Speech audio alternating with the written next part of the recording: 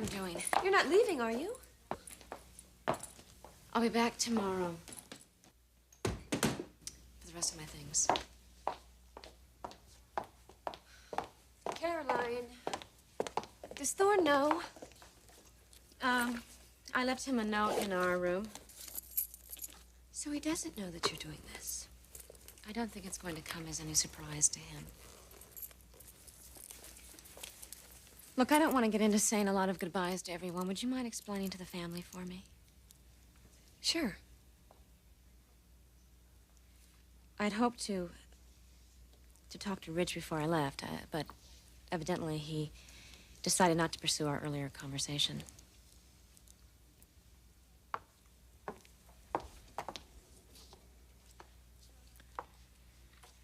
Brooke, look, maybe I've been wrong this whole time. And if I have, just please don't disappoint him. He's a very, very dear man, and he only deserves the best.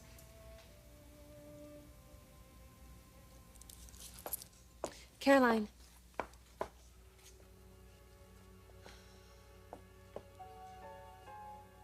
Ridge does want to see you.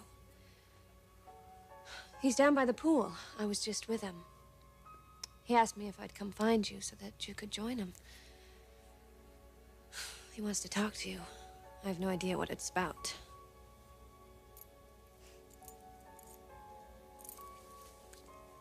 You were tempted not to tell me, weren't you? I'm very secure with Ridge and our relationship.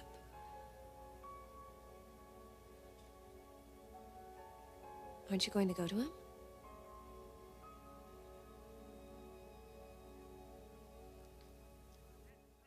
Oh, that sailor boy was putty in my hands. I knew I could do it.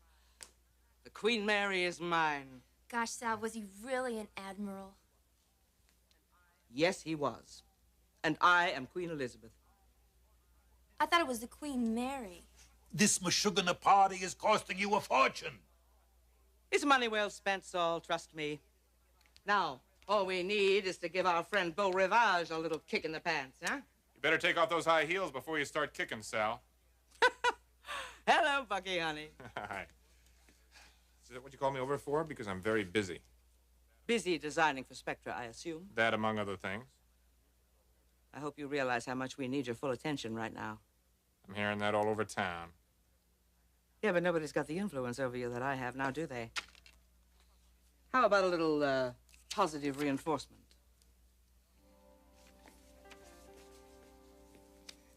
Well, now. More reorders. And that is just the tip of the iceberg, if you come through for me. This has got to be the fashion event of the decade. Yeah, we just got back from the Queen Mary, Clarke. Yeah? Yeah, did you know that it's permanently attached? Yeah, you'd think they'd want to take it for a spin every once in a while. I can't believe Forrester's going through with this. They're all for it. Stage is all set. We got the Queen. I got important people coming from all over the country. I got the press. I got buyers who would never show up just for a Spectra show. And best of all, we're going to be standing side by side with Forrester. That's what you want? Sure. I'm not worried. Nobody can razzle-dazzle him like I can, honey. And this time, I got the top designing talent in the country working for me, all wrapped up in a big, handsome package called Beau Rivage. And for extra insurance, I got a man inside Forrester, keeping his eye on what they're doing and making sure that our stuff looks better than theirs.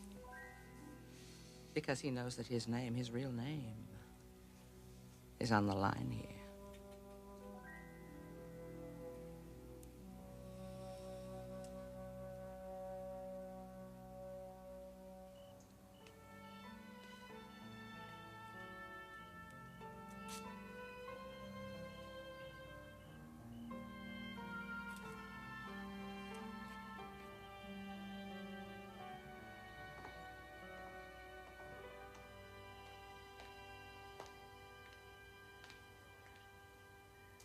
Caroline, over here.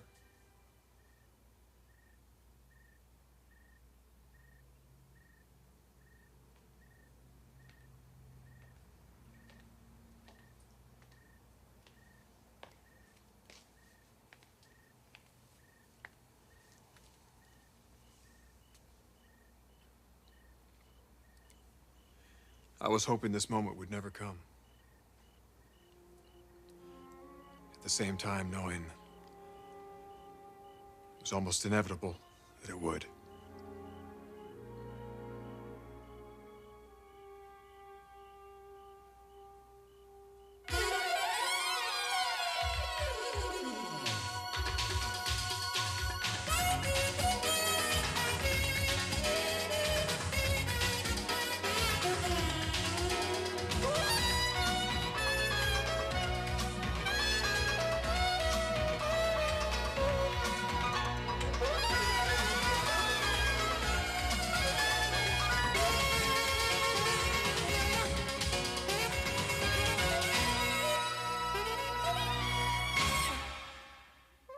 The bold and the beautiful.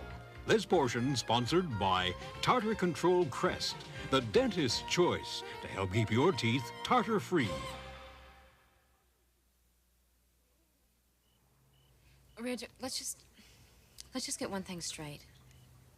I don't want to make you upset or uncomfortable by forcing you to tell me whatever it is that you've been keeping from me.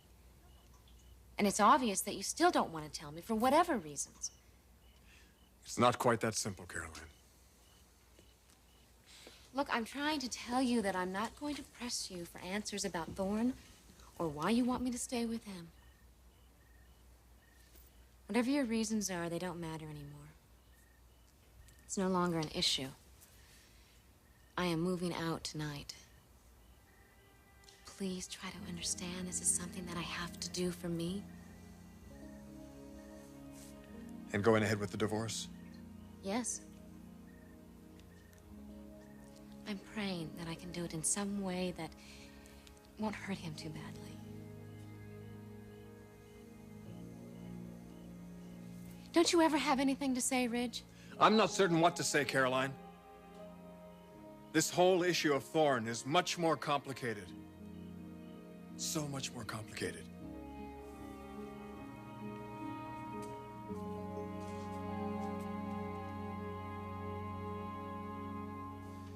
You put me in the worst position of my life, Sally, and you're reveling in it. Hey, just because the going's getting a little tough here. Tough? That doesn't begin to describe it. I have to come up with brilliant designs for you and for Eric. And then I have to sit there on a stupid ship and watch them shown side by side. Come on, Bucky. You're here because you like it here. You like the money, you like the rush, you like the excitement, the danger, and you're gonna love the thrill when Beau Rivage Creations becomes the rage of the fashion world. You know, Sally, I think they will. But not because I manipulated my position at Forrester in this situation. I'll give you designs. I'll give you the best damn design you've ever seen. But I'm not gonna be your spy. You're one of these two to go undercover, not me. Wait a minute, Clarke.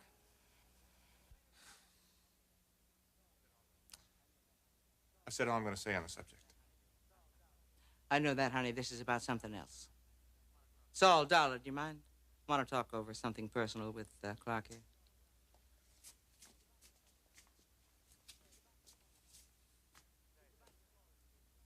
It's very personal. It's about the Forresters.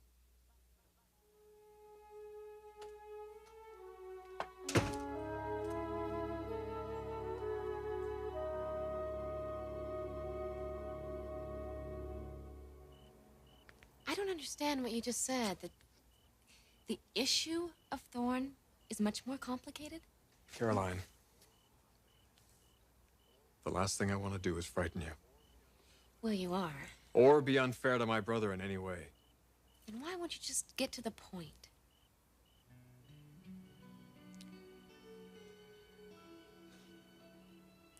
Do you remember the night you put your first issue of Iron Fashion to bed? How could that night possibly have anything to do with this? Just hear me out, will you? I can't just dump all of this on you. You have to know how all the pieces fit together. And all of this fits together, whatever it is, and it all has to do with Thorne? Yes, Caroline, whatever it is, it has everything to do with Thorne.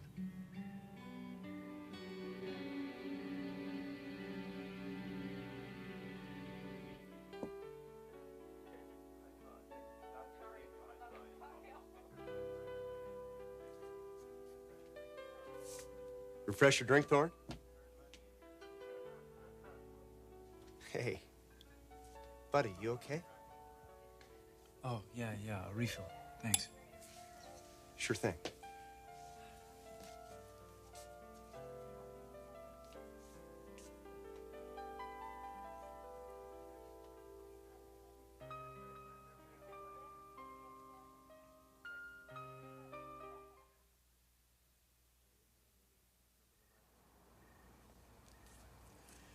Do you remember the night the four of us were together?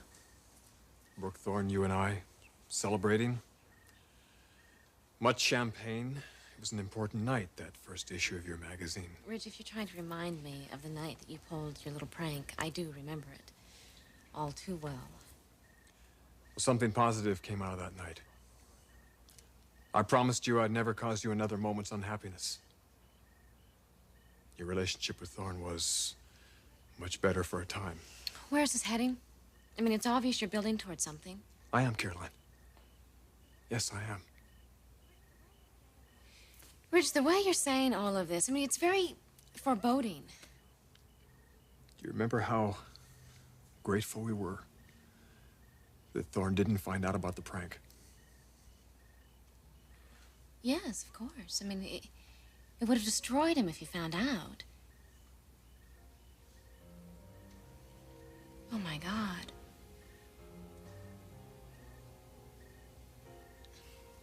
It isn't possible. What isn't? That Thorne did find out? We would have known, Ridge. He would have confronted us.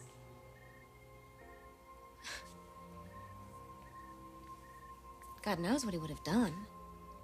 That's very true. Only God knows what Thorne would have done.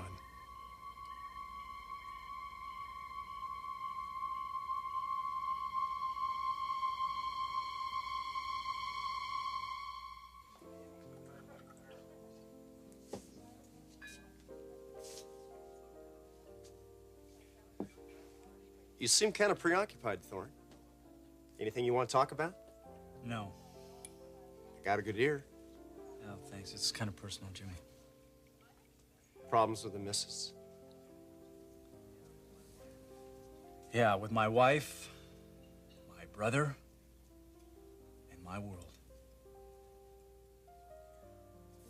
I don't like what's going on in my head, man. I feel like I'm getting near the end of my rope. You kidding me?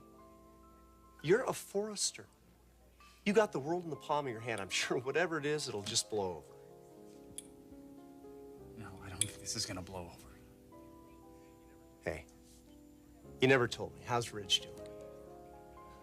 Hard to believe it's been almost a year since he was shot. Ridge is back to his old self again. That's good to hear.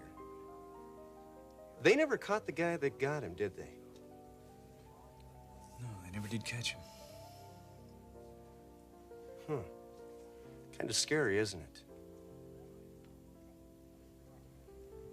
What?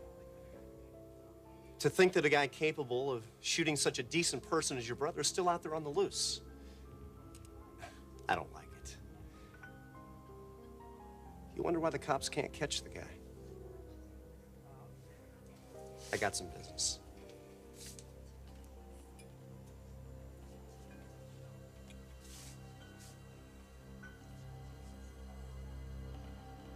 Thorne couldn't possibly know.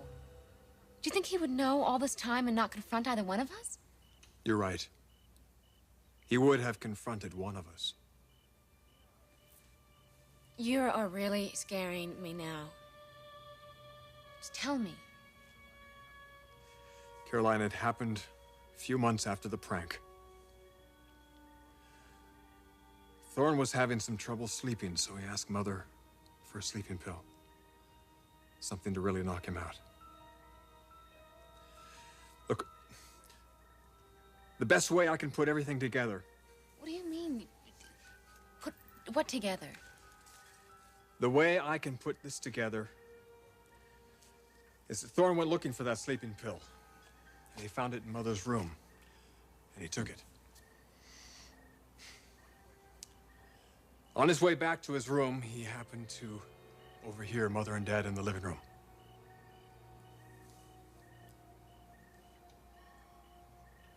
Mother recalls that they were talking about you and me, and how grateful they were that Thorne hadn't found out about that evening.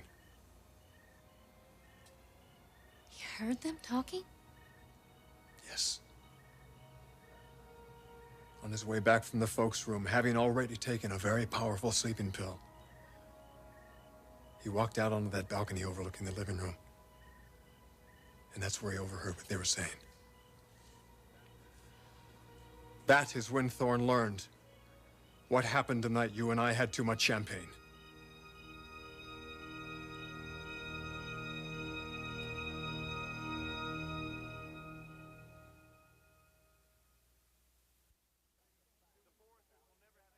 The Forresters will never have anything to do with you, Sally. Face the facts. That's just not true, Clarke. Your mummy-in-law and I have become very close personal friends. As a matter of fact, we were elected co-chairwomen for this entire event. We'll be working together very closely from now on. I'll be spending a lot of time with her at her home.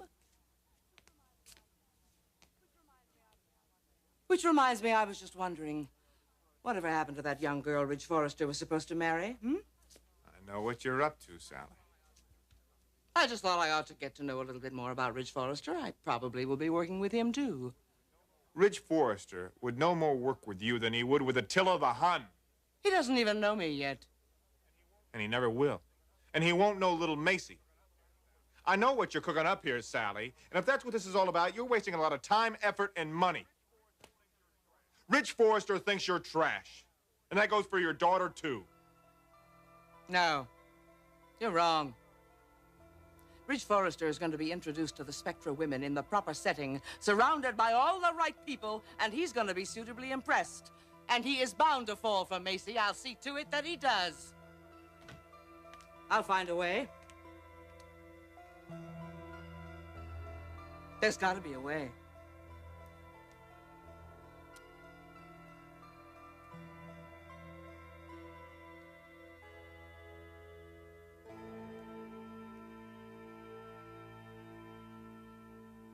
Ridge. My God, what are you saying? I'm telling you that Thorne knew what happened between us that night. That's impossible. He would have confronted one of us. He did. He did? Not you. Me. When? Ridge, why didn't you tell me about it? Caroline, what I'm about to tell you, I just learned myself a few weeks ago. But believe me, Thorne did overhear our folks talking about us. But if he'd heard, I know Thorne, he would have done something immediately. What he did was try and get his bearings. He was in a fog, he was traumatized. And he was betrayed by the two people closest to him.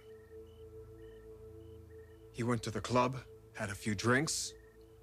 Don't forget the sleeping pill he'd already taken earlier. Then what did he do? This is the way the folks put it together. The folks and the police. He went in the house, went up to Mother's bedside table. In that table is a little secret compartment where she keeps a revolver. He went outside by the garage and he waited there for a car to drive up. Whose car? Mine. With the drugs and the alcohol, he fell asleep out there. That's the assumption. Anyway, I went in the house. I went and talked with Mother for a while. Then I heard the dogs barking. So I went up to look around. Stop, okay? I don't want you to go on. I don't believe this. Believe it, Caroline. You're saying that Thorne... Yes! Thorne's the one who shot me.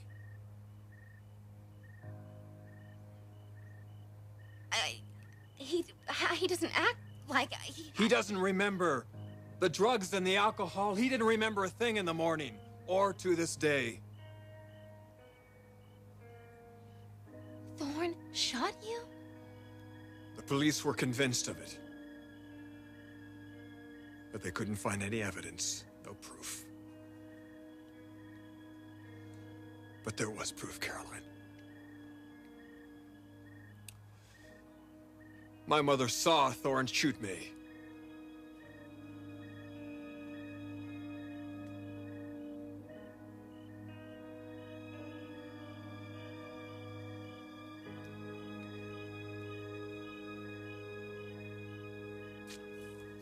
Caroline. Oh my God, Ridge! You asked me over and over again to stay with the man when you knew what he was capable of. He tried to kill you, and you asked me, you begged me to share a bed with him. I don't believe you, Ridge. I don't believe this of you.